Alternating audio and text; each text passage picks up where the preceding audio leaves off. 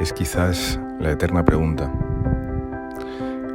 En ese momento, justo cuando vemos que el final se acerca, nos asola quizás un miedo irracional, un miedo que siempre ha estado con nosotros, ante lo desconocido, ante el qué pasará después. Y esa pregunta quizás ahora retumba con más fuerza. ¿Qué hay tras la muerte? ¿Vida detrás de la vida? Quizás es el inicio de un nuevo viaje. Quizás nos acercamos a una puerta de luz que nos indica el reencuentro con lo que fuimos. Quizás es la vuelta a casa, a ese lugar del que vinimos a vivir quizás un tiempo efímero y ahora toca regresar. Científicos como Pim Van Lommel mantienen que quizás sea este el camino, que nuestra conciencia regresa de alguna manera a casa, vuelve al lugar del que un día partió para que fuéramos partícipes de la experiencia y de las vivencias en este cuerpo. Y emprendemos un viaje diferente, donde para otros, como el neurocirujano Eben Alexander, es un viaje que se inicia con mucha paz, como un jardín, como una pradera, llena de verde, llena de sosiego, de quizás antesala lo que nos llegará más adelante y sobre todo una vivencia plena de armonía, de amor, de reencuentro quizá con sentimientos mucho más reales que nuestra propia realidad. ¿Qué hay tras la muerte? ¿Qué hay tras ese velo del que nadie ha podido regresar para garantizar que existe? Paisajes llenos de bellezas, mariposas, un jardín parecido quizás al del Edén, como antesala y camino hacia donde vamos. ¿Volvemos a la luz?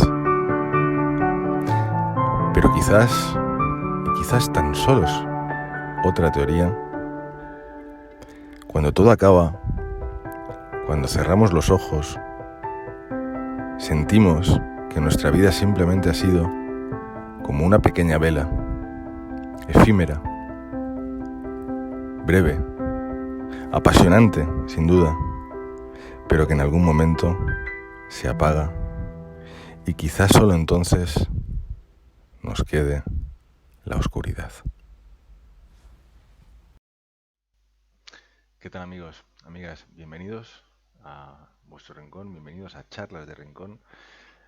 Precisamente como podéis ver en este vídeo de introducción que he querido arrancar este programa, un programa muy emotivo quizás, un programa cargado de probablemente la eterna pregunta, ¿no? Es decir, ¿qué hay detrás de la vida, ¿no? ¿Qué ocurre cuando, como veíamos en el vídeo, damos ese último paso quizás hacia otro viaje, hacia otra etapa distinta del ser humano, ¿no?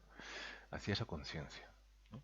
Entonces, quería arrancar dando la bienvenida pues, a muchos de vosotros que no los conocíais, que no conocíais este espacio, donde el objetivo es simplemente poder compartir reflexiones con vosotros, poder hablar, poder simplemente conocernos, poder explicar opiniones y que vosotros podáis interactuar y al final, simplemente en un rato, en un tiempo donde podamos compartir esto, el único objetivo es algunas cosas que os puedan ser de utilidad y por otro, quizás haceros pensar, ¿no? Quiero decir, hacer reflexionar, poder parar el ritmo demencial que llevamos en el día a día, poder desconectar durante un tiempo de esas noticias que nos inundan y que en muchas ocasiones no son todo lo positivas o todo lo alegres que deberían, y viajar a otros mundos, ¿no? Quiero decir, viajar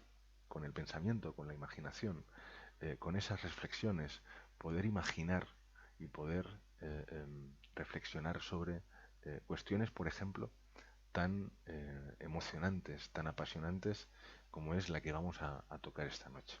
Agradeceros, por tanto, que estéis aquí, que podamos interactuar ahora en el chat que tenéis en directo y si es la primera vez, evidentemente, que nos veis, agradecidos y esperando que podamos haceros hueco en este rincón en el que cada vez, gracias a vosotros, pues estamos más personas para compartir. Dicho esto, quería arrancar el programa de hoy em, explicando un poco las diferentes temáticas que vamos a tocar, ¿no? Que vamos a hablar. He decidido dividir este tópico, este programa en dos bloques, ¿no? Uno vamos a emitir, vamos a estar compartiendo con vosotros en el día de hoy. El siguiente será dentro de 7 días, en una segunda parte, donde vamos a poder entrevistar a un doctor, a un médico intensivista de urgencias, donde nos va a poder comentar de primera mano, primero sus impresiones, sus opiniones, evidentemente médicas y personales, y por otro lado, las vivencias que también ha podido tener durante todos estos años y en especial incluso durante estos meses donde por desgracia la situación de crisis sanitaria que nos ha llevado al desastre durante los últimos 12 meses ha hecho precisamente que miles de personas en esos últimos momentos de quizá miedo, de incertidumbre, contaran con al menos una mano amiga para poder dar ese paso hacia quién sabe si otro lado mejor, ¿no? Sí quiero pensar, quizás pueda ser un poco subjetivo en este tema, porque sí quiero pensar que evidentemente hay algo después, ¿no? Es mi opinión personal que comparto con vosotros. Quizás es por el mero hecho como ser humano de querer sobrevivir, de querer pensar y soñar que la vida no se acaba, que no es como esa vela que hemos visto al principio, que cuando llega al final de esa vida efímera, que en muchas ocasiones malgastamos con discusiones, con enfados, con guerras, con divisiones políticas o ideológicas, como incluso por desgracia en estos últimos días nos ha tocado vivir, y no pensamos en que quizá todo ese tiempo, toda esa energía que invertimos en todas estas cosas, nos está restando el poder disfrutar de probablemente lo que sea el mayor regalo que podemos tener, que es el poder haber estado y estar en vida, ¿no? Ante esa incertidumbre, ante el no saber si es un paso más, si es un aprendizaje hacia algo más que pueda venir. Al final del programa, en una reflexión final, os indicaré pues un pequeño pensamiento que yo he tenido y que en algunas ocasiones he denominado como que esta vida, este mundo, esta tierra es no quizás, sino una escuela de almas. Y luego os explicaré por qué. En esta primera parte de este programa, sin embargo, pues quería profundizar un poco en todo lo que es, lo que conlleva las ECMs, con algunos ejemplos, con personas que han sido punta de flecha y que han empezado a dar una forma, quizás formal, científica, a algo que hasta hace no demasiado, incluso a día de hoy, todavía muchos creen que es producto de la hipoxia, producto de la falta de oxígeno en el cerebro, producto de alucinaciones de un cerebro estresado que se encuentra en una última fase y que, anclado o desesperado por sobrevivir, hace que tengamos ese tipo de alucinaciones o de sensaciones, pero que en algunas ocasiones, como vamos a ir hablando o exponiendo, no explican todo el proceso que miles de personas, millones de personas, leí hace poco que en Estados Unidos hay alrededor de 8 millones de personas que dicen haber tenido una experiencia cercana a la muerte. Y algo en común a ellos es que han vuelto de esa experiencia totalmente transformados, ¿no? Totalmente transformados hasta el punto de, en muchas ocasiones, no tener miedo a ese paso, a la muerte, no tener apego muchas veces a todas las prioridades materiales que se les daban en la vida y que han vuelto con muchas más ganas quizás de vivir y de disfrutar un tiempo muy efímero que tenemos aquí en este plano, en este planeta, en esta Tierra, quizás en este cuerpo, ¿no? Para eso, bueno, pues tenía un libro que he estado también leyendo durante estos días antes de hacer el programa que quería compartir con vosotros. Es un libro que se llama El límite del doctor Gaona, donde también he podido seguir en varias entrevistas, en varias em, conferencias o charlas que ha podido dar acerca de este tema, que también he estado leyendo. Y es quizás uno de los doctores o psiquiatras en este caso, que evidentemente desde una parte científica tiene quizá esa mentalidad abierta hacia el no saber qué hay a ese otro lado, hacia el estudiar, hacia el considerar que es algo que debemos estudiar, que debemos seguir abordando, que debemos invertir en conocimiento para saber qué ocurre en ese último momento donde quizá nos desapegamos de todo lo que tenemos en este plano, ¿no? Y él hablaba, en uno de los capítulos se preguntaba, ¿no? Si existe realmente la muerte y cómo dependiendo de las diferentes culturas occidentales, orientales, em, el entendimiento, la convivencia, el aprendizaje es absolutamente diferente, ¿no? Nos hablaba, por ejemplo, en este libro, cómo en culturas orientales se produce en ese momento de fallecimiento esa disociación, esa separación entre cuatro elementos que ellos consideran clave, ¿no? Que por un lado, pues es el plano físico, el plano etéreo, el plano astral y el ego. El ego que en muchas ocasiones es responsable a veces de muchos de los males endémicos que tenemos en este plano más terrenal y que nos toca vivir en el día a día, ¿no?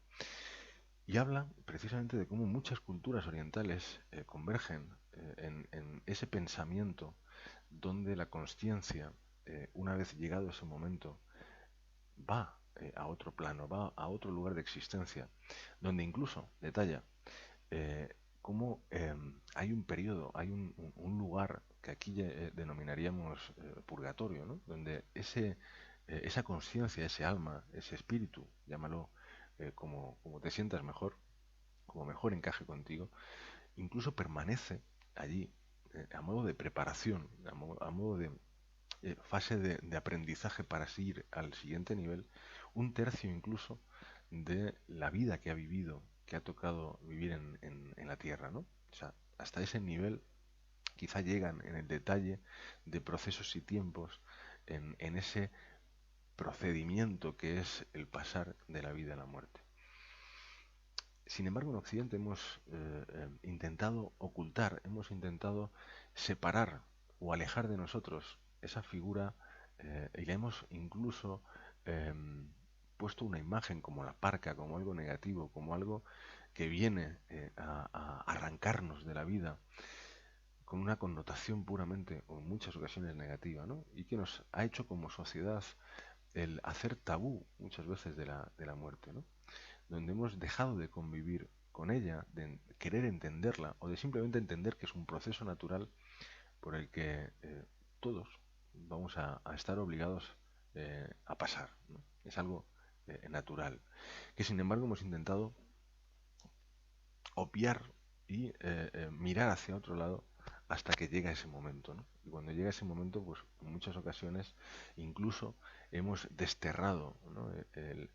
Esa fase final de muerte ya no en los ámbitos familiares, interiores de domicilios y de casas, sino incluso en lugares como son hospitales para que sean rincones donde pasen esos últimos momentos, ¿no? A partir de ahí, es decir, quería también ir al principio, ¿no? Es decir, en 1975 se publica un libro que precisamente lleva el nombre del que hoy es este programa que se está emitiendo, ¿no? Y es Life After Life o Vida después de la vida. Lo escribe Raymond Moody. Raymond Moody, en este caso, pues a día de hoy, tiene 77 años, es padre de 4 hijos, es doctor en filosofía, es doctor en psiquiatría, licenciado en historia antigua y profesor emérito de psicología en la Universidad de Carrollton, en Georgia, Estados Unidos. Es decir, es una persona del ámbito médico, del ámbito científico, que en 1975 hace un estudio con 1.000 pacientes, con 1.000 personas que tuvieron una ECM, ¿no? Una experiencia cercana a la muerte. y donde intentaba poder estudiar de una manera aséptica, de una manera científica, precisamente cuál es el comportamiento de una persona que pasa por todo ese proceso, intentando quizás explicar de manera científica y médica y por causas denominadas naturales o lógicas ese procedimiento o ese proceso de ECM, ¿no? He intentado poner, que quiero evidentemente leeros, un resumen de una pequeña entrevista que le hicieron a Raymond Moody, eh, donde le preguntaban por diferentes puntos en concreto. Y he querido apuntarme quizá los más significativos para compartirlos con vosotros, ¿no? Aquí tenéis a Raymond Moody, a día de hoy. Como os decía, bueno, pues él se considera no religioso, se considera no religioso, es decir, una persona quizás no influenciada de manera subjetiva por una cultura o por un aprendizaje teológico a favor de algo después de, de la vida que tenemos en la Tierra, y de esa manera intentaba pues realizar ese estudio, ¿no? Él decía, lo que os he comentado al principio, que curiosamente los resucitados, como él denomina, regresan todos diciendo que no pertenecen a ninguna religión. Es decir, independientemente en muchas ocasiones de la cultura, hay muchos puntos en común en esas experiencias cercanas a la muerte, muchos arquetipos comunes, independientemente del país, cultura o religión, y que hacen que esas personas cuando regresan no lo identifiquen tanto con una religión en concreto, sino de una manera más genérica, ¿no? Es decir, en muchas ocasiones, como vamos a ir viendo, difícilmente explicables, ¿no? Es decir, algo que tienen en común muchas de estas personas que han pasado por ese proceso de tránsito de la vida a quizá la otra vida, no vamos a hablar de muerte, sino de quizá otra vida, o muerte como proceso, cuando regresaban no tenían la capacidad con nuestras palabras, con nuestras imágenes, de expresar esa otra realidad que en muchas ocasiones, y como vamos a ir viendo también con una entrevista donde se ha querido hacer un pequeño vídeo con Ever Alexander, un neurocirujano estadounidense, que él sufrió precisamente una ECM, ahora pasaremos, como os decía, es ese cambio, donde no pueden explicar, donde una vez que vuelven de esa ECM, tardan semanas, incluso años, en poder articular, en poder construir con palabras, con emociones, lo que en esa otra realidad ellos han vivido y que para ellos dicen que incluso es mucho más real. Me quedo con una frase que decía Vera Alexander, que luego escucharéis, y es como si nos quitaran o nos quitáramos un antifaz y pudiéramos recibir un chorro de realidad absoluta totalmente diferente a las limitaciones que nos da en este caso pues nuestro cerebro, nuestro cuerpo físico en este plano o en esta vida que nos toca tener aquí en la Tierra, ¿no? Le preguntaban a Raymond Moody, que como os decía en 1975 publica este libro, y qué relatan los resucitados, ¿no? Quiero decir, le preguntaban qué es en ese estudio de 1000 pacientes, y él habla de memoria panorámica, ¿no? Es decir, de ese resumen de toda la vivencia. Algo que tienen en común es que todos hablan de esa película no secuenciada, es decir, que también lo habla Eben Alexander, quiero decir, no con una secuencia de tiempo, sino de una manera muy brutal, simultánea, donde aparecen las vivencias más importantes que ha tenido una persona a lo largo de su vida, ¿no? En ocasiones dicen que no solamente ven esas imágenes, sino que pueden llegar a sentir lo que sentían ellos mismos en esas circunstancias, y no solo lo que ellos sentían en esas circunstancias, sino incluso lo que sentían las personas a las que estaba afectando esa situación de vida, ¿no? Las personas que tenían alrededor. Es apasionante, no me digáis que no, es algo brutal que te hace reflexionar, te hace pensar en un momento determinado cómo interactuamos con las personas de nuestro entorno, ¿no? Y cómo una palabra que podemos decir en un momento determinado puede afectar emocionalmente a la persona que tenemos enfrente. ¿Qué sentimiento provoca? Esa es una empatía total, ¿no? Es decir, el poder en ese momento sentir no solo nuestras propias emociones, sino las emociones que hemos provocado en otros. Ojalá tuviéramos en algunas ocasiones la capacidad de poder sentir en esta vida terrenal esas emociones, esos sentimientos, porque estoy seguro de que podríamos llegar a empatizar y a entender mucho más que en ocasiones todos llevamos una batalla interior, todos tenemos una percepción de realidad diferente al resto y que cada uno, como en algunas ocasiones he dicho, vivimos la vida peleando con nuestros propios demonios, ¿no? Con lo cual es importante, y a mí esa reflexión me deja ese pozo de intentar aportar algo positivo con un comentario, con una mirada, con un apoyo, con un tweet en redes sociales, quiero decir, ¿por qué no? En lugar de sembrar una semilla que pueda causar ese dolor, ¿por qué no aportar quizá algo que pueda resultar positivo o agradable para lo que nos rodean? Y que por ende, entiendo, que aunque fuera egoístamente, también nos hará sentir mejor a nosotros mismos. Esta es la persona, esto es lo que comentaba esta pregunta, Raymond Moody.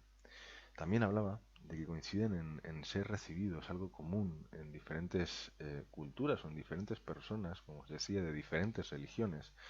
Hablaba de ser recibidos por seres queridos, ¿no? Que habían perdido, con una ausencia de espacio y de tiempo, y que todos vuelven, como os decía, absolutamente transformados. Ahí creo que muchos, sé que luego después de la entrevista de Ever Alexander, quiero compartir con vosotros un testimonio que me ha llegado en este caso a través de redes sociales, a través de correo electrónico, donde hace ya un tiempo, hace ya un mes o dos quizás, cuando empezamos a darle forma a esta idea de poder hacer este programa para compartir con vosotros, em, quise que quien quisiera o quien hubiera tenido una experiencia, una persona conocida que hubiera tenido una experiencia cercana a la muerte, o una sensación extraña, que nos pudiera mandar un email contando su historia, ¿no? Y hemos recibido algún testimonio y quería leeros, eh, lo tengo abierto en pantalla para después de esta entrevista de Ver Alexander poder compartir con vosotros sin dar ningún tipo de dato, evidentemente, de manera absolutamente anónima, poder compartir, como os decía, un testimonio que en mi caso también, igual que a esa persona le ha aportado mucha calma, mucha paz, creo que nos puede ser de utilidad y más a muchas personas, como os decía, que han tenido la desgracia, que han tenido la tristeza de perder a un ser querido, a un conocido, durante los últimos meses en esta situación, como os decía, que vivimos. Y que espero que al menos sea un bálsamo, sea eh, un rayo de tranquilidad o de esperanza, de oye, saber que quizás cuando llega ese momento no es una despedida absoluta, sino que es sencillamente un hasta luego. Bueno, en esta entrevista, como os decía, de Raymond Moody, le preguntaban un poco, precisamente a nivel médico, de las ECMs, si son el resultado, ¿no?, de procesos químicos en el cerebro. Como os decía, se hablaba, evidentemente, de hipoxia, de sufrimiento, de estrés cerebral que provocan este tipo de reacciones. Se habla, evidentemente, también de replicar la sensación de visión de túnel, quizá la sensación de visión o de visiones o de percepciones extrasensoriales poder ser replicadas mediante instrumental científico en laboratorio o en lugares médicos. Sin embargo, en este caso Raymond Moody a esta pregunta en concreto responde lo siguiente. Es decir, yo pensaba lo mismo al principio.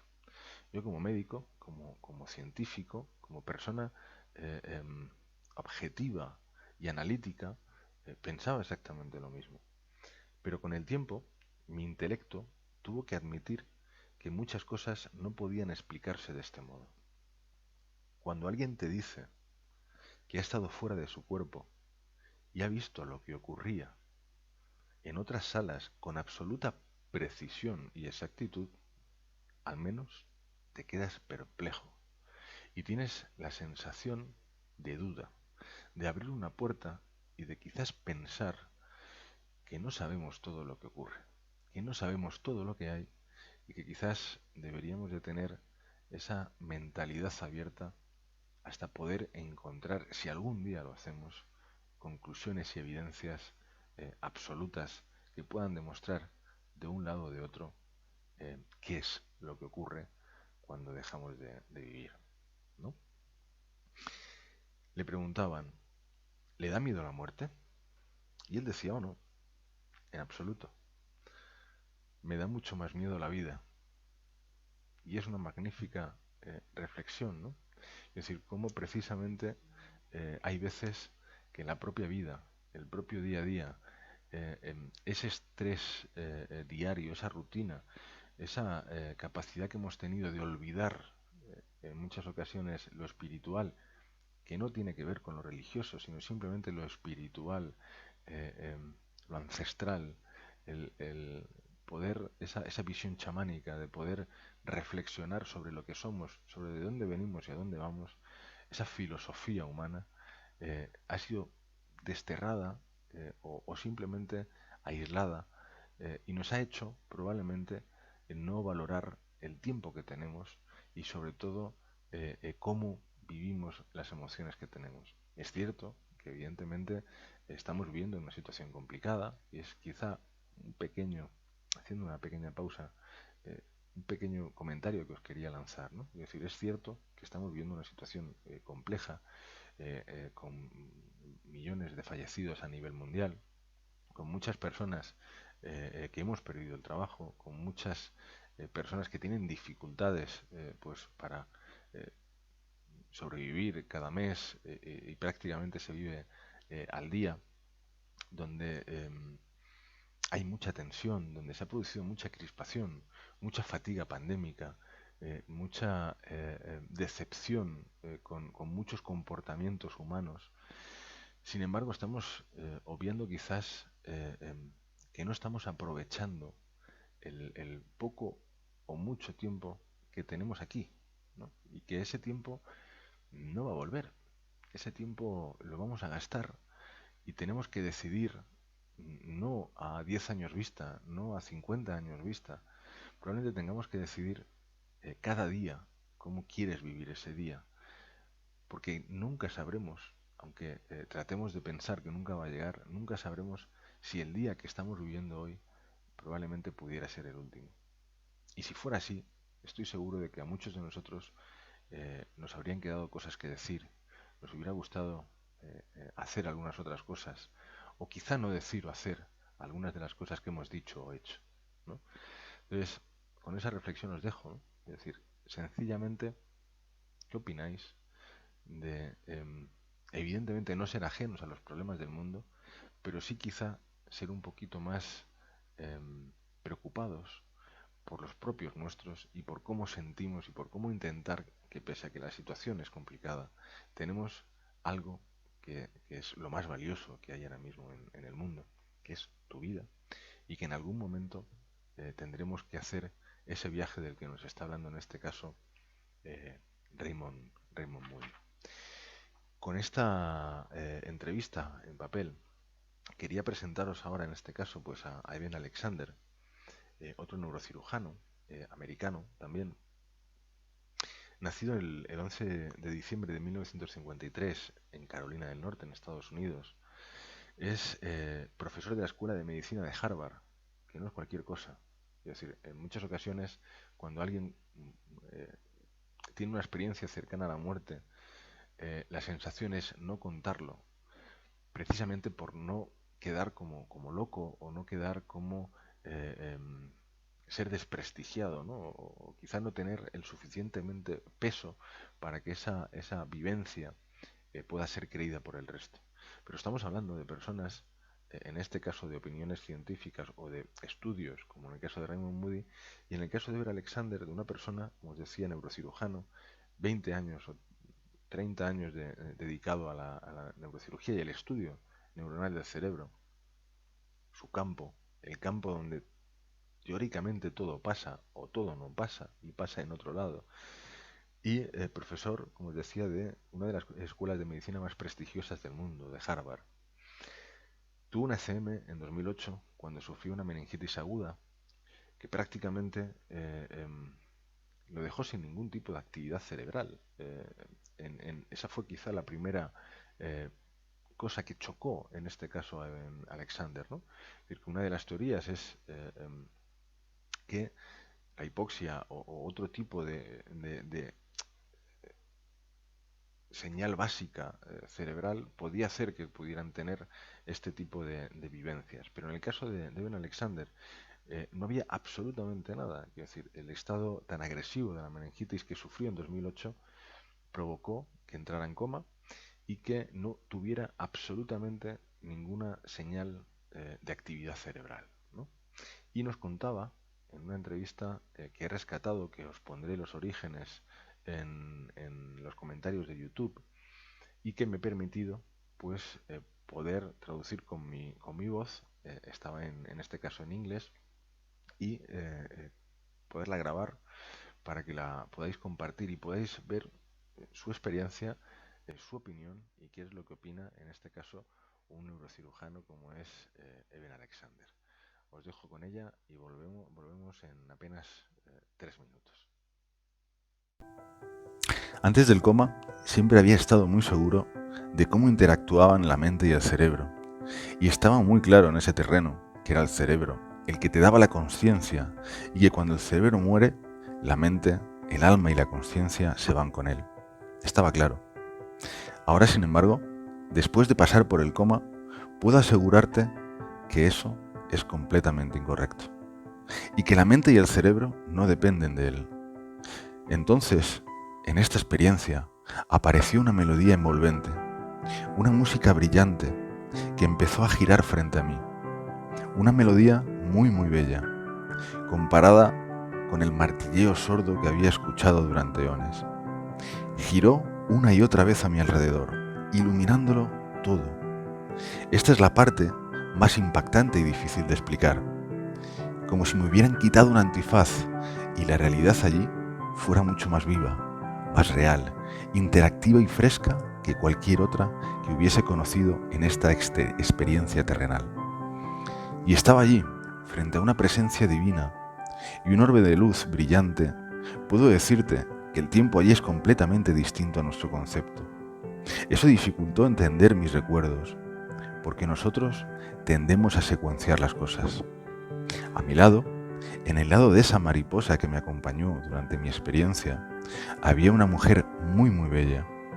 Nunca me dijo una palabra, solo me miraba, y sus pensamientos se introdujeron en mi mente. Cosas como: eres un ser amado y apreciado. No hay nada que puedas hacer mal. No tienes nada de qué preocuparte. Te cuidaremos. Una de las cosas que han surgido de mi experiencia y de los muy rigurosos análisis a los que se ha sometido durante años, hablando con colegas que respeto en el campo de la neurociencia, es que la conciencia fuera del cerebro es un hecho. Es un hecho establecido. Por supuesto, fue duro para mí aceptarlo, habiendo sido durante décadas un materialista que repartía tarjetas profesionales. Fue muy difícil aceptar que hay un alma, una conciencia que no depende del cerebro. Esto es lo que pienso como científico, que investiga la mecánica cuántica, que investigar esa mecánica cuántica sería, en gran parte, una pista decisiva. Nos demuestra que ahí fuera ocurre algo en relación a la conciencia que nuestros modelos primitivos no contemplan. Es mucho más profundo de lo que jamás había imaginado. Mi experiencia me demostró muy claramente que nuestra increíblemente poderosa conciencia se expande mucho más allá de la existencia terrenal, donde está atrapada y empieza a emerger en el momento en el que te libras del mecanismo filtrante del cerebro. Mucha gente se ha acercado y me ha dicho: vaya, hay que ser muy valiente para hacer esto. Puedo decirte que no hace falta tener ningún valor, simplemente es extraordinario ser consciente de ello. hay que intentar ensanchar las barreras de la ciencia y de lo que aceptamos para acercarnos a la verdad. Tengo la esperanza de que la ciencia y la espiritualidad se unirán, irán de la mano y avanzarán juntas para conseguir respuestas. ¿Qué tal, amigos? Estamos de vuelta. Espero que os haya gustado el vídeo. A mí me dejó impresionada. Conocía la historia de Ben Alexander, pero desde luego habla, por ejemplo, como habéis podido escuchar, de física cuántica, ¿no? De todo lo que todavía a día de hoy desconocemos y de cómo podría afectar a lo que ocurre, ¿no? En ese momento en el que damos ese salto, ¿no? Es decir, ese salto en el que además es algo curioso, es decir, porque tanto de un lado como de otro no hay regreso, no podemos saber, no existe la capacidad de volver para poder explicar qué es lo que hay, ¿no? Para poder dar quizá consuelo a todas aquellas personas que en un momento determinado se quedan aquí con pena, con tristeza, como es lógico, y sin saber qué es lo que ha ocurrido a esa persona que nos ha abandonado, ¿no? Es el misterio de la vida, es el misterio de la vida detrás de la vida y de ese procedimiento, de ese proceso, como os decía, que se llama muerte. Bien, después de este inicio, ¿no? Con un poco la visión de lo que es una ECM o de quizá ese cambio de conciencia cuando llegamos a este proceso que nos decía Raymond Moody o que ahora hemos podido ver y observar con Iber Alexander, quería leeros un documento, como os decía, un correo electrónico de una persona, bueno, pues que nos quería contar su caso y que a lo mejor a ti que escuchas o a ti que ves te puede ayudar en un momento de dificultad, en un momento en el que puedas estar pasando por una situación compleja de vida y de muerte, ¿no? Os leo, evidentemente os voy a decir datos o nombres, pero sí os voy a leer un poco el correo electrónico que tengo aquí. Me decía, buenos días, Miguel Ángel. En primer lugar, me gustaría agradecerte los hilos y comentarios que pones en Twitter. Es muy agradable la tranquilidad que transmites, así como en los programas de YouTube.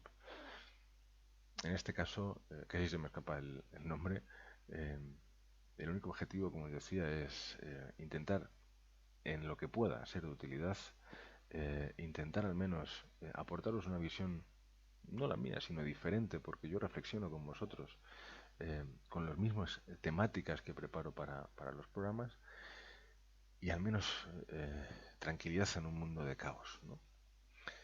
Dice, no soy sanitaria, pero hoy mismo has leído en el hilo de la eutanasia lo que viví con mi padre, que falleció el día 2 de septiembre de 2019. Y ahora doy gracias que todo lo que pasó fuese en ese año y no en 2020. Por otros comentarios, creo que también habrás deducido que peté en el trabajo hace ya 3 años y pico para 4, siendo diagnosticada con estrés postraumático, con ansiedad y depresión mayor, debido a 10 años de explotación y luego añadiendo personas tóxicas en el entorno laboral. En esto hace unas semanas quise compartir con vosotros, tanto en podcast, en iVoox, como aquí en vuestro canal de YouTube, precisamente un programa de trabajos tóxicos y entornos laborales no demasiado agradables. Eh, para que si alguna persona está en una situación similar, oye, pues podéis escucharlo porque creo que os puede ser de utilidad. Te digo esto ya que, aunque llevo medicación, no me ha provocado alucinaciones ni nada así. Pero quiero que lo sepas, puesto que mi experiencia entra dentro de lo raro. Te cuento lo que viví y por lo que pienso que la muerte no es el final.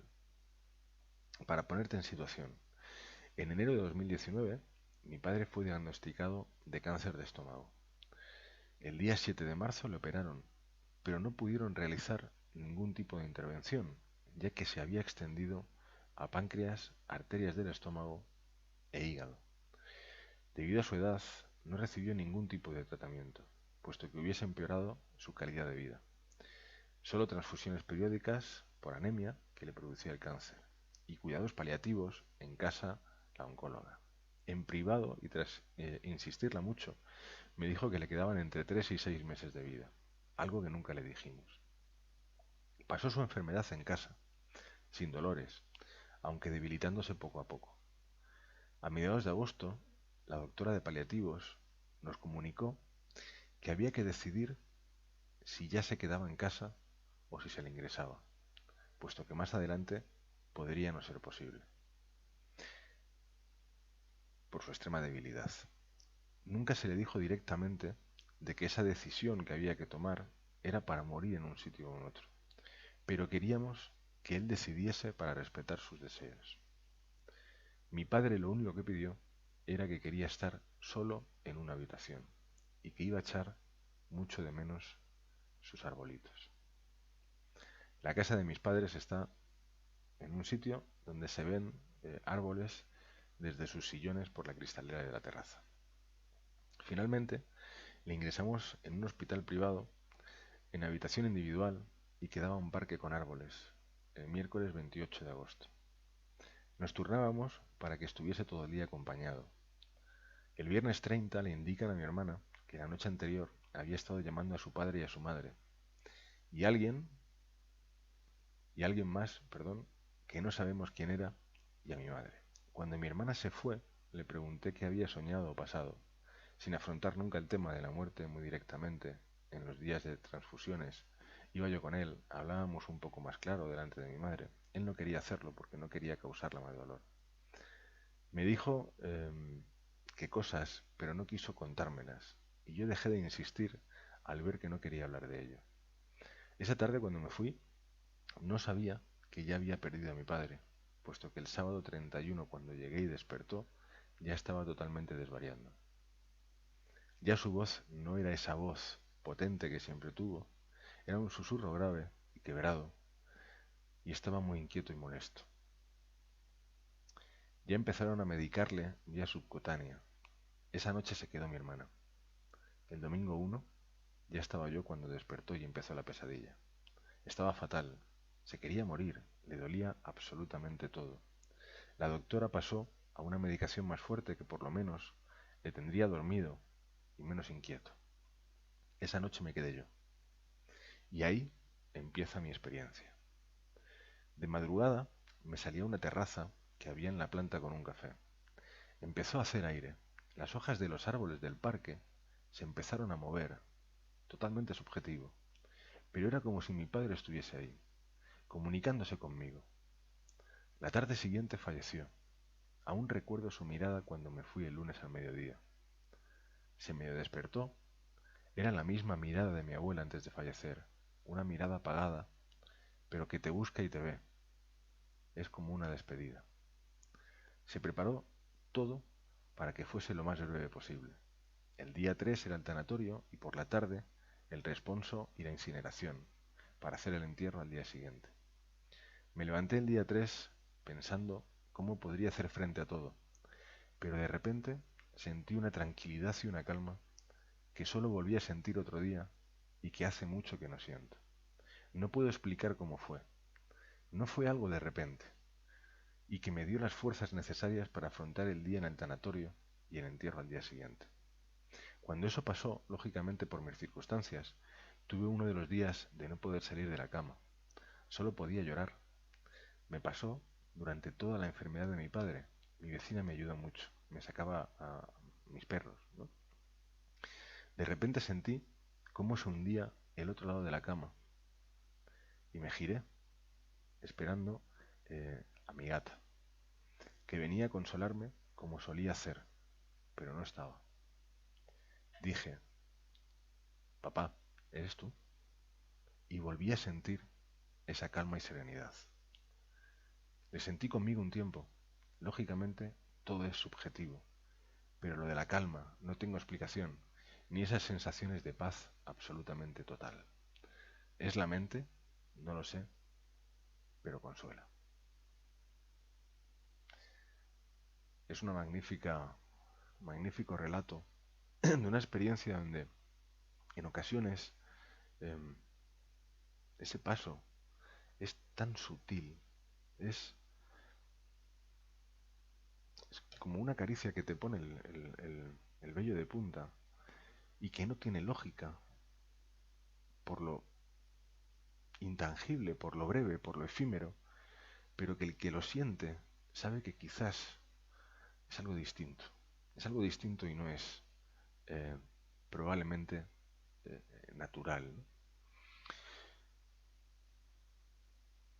Espero que os pueda servir. Espero que a mí desde luego me impactó muchísimo cuando lo leí la primera vez, ahora que lo he leído delante con vosotros, y espero que si es así, haya muchas personas que pudiéramos tener la fortuna en un momento determinado de poder em, tener esa sensación, ¿no? Esa sensación que en el fondo, para quien la vive, al menos sosiega, ¿no? Al menos, como decía, consuela y calma. El hecho de quizá querer creer y creer que cuando todo acaba, em, podemos volver a reencontrarnos con nuestros seres queridos eh, y sería algo espectacular.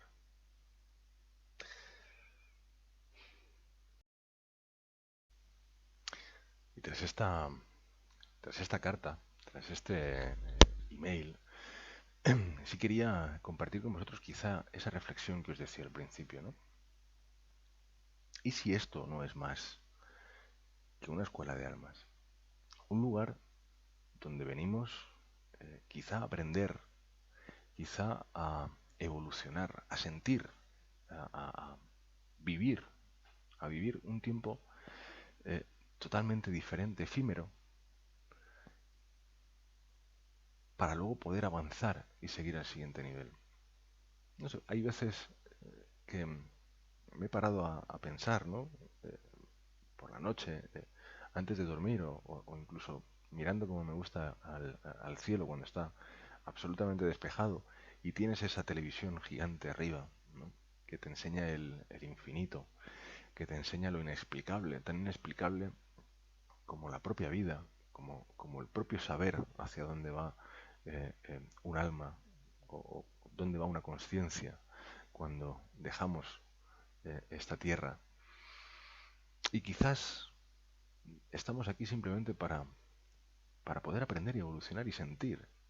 Y hay almas que necesitan mayor aprendizaje, como en una escuela, ¿no? Hay almas aventajadas que sienten, hay almas aventajadas que quizá comparten, que son buenas, que tienen ese fondo limpio que han ido trabajando o viviendo durante la vida y que cuando dejan quizá este plano evolucionan, quién sabe si hacia otro nivel diferente, y otras que tienen que repetir curso, ¿no? Que tienen que volver, que tienen que corregir errores, sentimientos quizá negativos que han podido tener para volver otra vez ese ciclo hasta que realmente está preparada para dar ese siguiente paso. No sé, es una opinión, es una reflexión, pero también es probable que haya almas en esa escuela que se encuentran perdidas, eh, que no saben cómo continuar y que necesitan una referencia y que necesitan saber y ver a esas almas aventajadas para poder copiar, para poder eh, em, aprender de ellas y poder seguir ese camino, ¿no? Es algo que supongo que todos algún día, supongo no, estoy convencido de que todos algún día descubriremos, de que espero y deseo, como muchos de vosotros, em, que sea algo más, no por el simplemente o el simple hecho de vivir o de perpetuar la vida, sino por el hecho de tener un significado, ¿no? De entender que quizás hay algo más que nos espera y que hace que esta vida sea probablemente más llevadera. Pero por si acaso no lo fuera, imaginando que probablemente muchos de vosotros, o algunos de vosotros, penséis que la vida es como esta propia emisión, que llega a un momento de finalización donde le damos al botón de detener la grabación y donde la pantalla se queda en negro y ya no hay nada más, todo se desvanece, desaparece y no hay continuidad. Tanto si es de una manera como de la otra, creo que deberíamos de reflexionar, de pensar si estamos viviendo la vida como nos gustaría vivirla. Ya no a nivel material o de logros o de éxito, que evidentemente es necesario porque como individuos necesitamos ese desarrollo, ¿no? No solamente personal, sino profesional para sentirnos útiles, para sentirnos bien, porque somos sociales. Pero quizás nos deberíamos plantear si emocionalmente estamos viviendo de verdad la vida, si estamos aportando algo, si estamos siendo quizá una de esas almas aventajadas que sirven de referencia a otras, o si somos ese tipo de almas que necesitan aplicarse un poco más, o que necesitan entender que una palabra, que un gesto, que un comentario puede causar mucho bien, pero también puede causar eh, mucho daño y mucho dolor en esta vida física que ahora estamos todos viviendo. Os dejo con esa reflexión, os dejo con ese pensamiento, esperando que al menos este programa sirva para, como os decía, no dar ninguna evidencia, no afirmar categóricamente nada, pero simplemente para que nos haga pensar, para que nos haga reflexionar y para que eso que muchas veces nos ocultan y nos dicen que es tabú, al menos nos haga probablemente, esa es quizá una utopía, intentar ser mejores personas. Muchísimas gracias por estar aquí una semana más en estas charlas de rincón, en este vuestro rincón de mis pensamientos. Espero veros la próxima semana y espero contar, como os decía, con este doctor para poder compartir con vosotros otra opinión totalmente no diferente, sino distinta a nivel de interlocutor y al final, bueno, seguir ahondando en un tema que creo que es absolutamente apasionante. Os espero en 7 días. Si os ha gustado, suscribiros, darle a la campanita, darle al me gusta. ¿Para qué? No lo sé, pero dicen que en YouTube es importante para poder seguir quizá creciendo con vosotros. Que tengáis una magnífica semana, que tengáis un magnífico sueño y que tengáis unas magníficas reflexiones. Nos vemos en 7 días en vuestro rincón.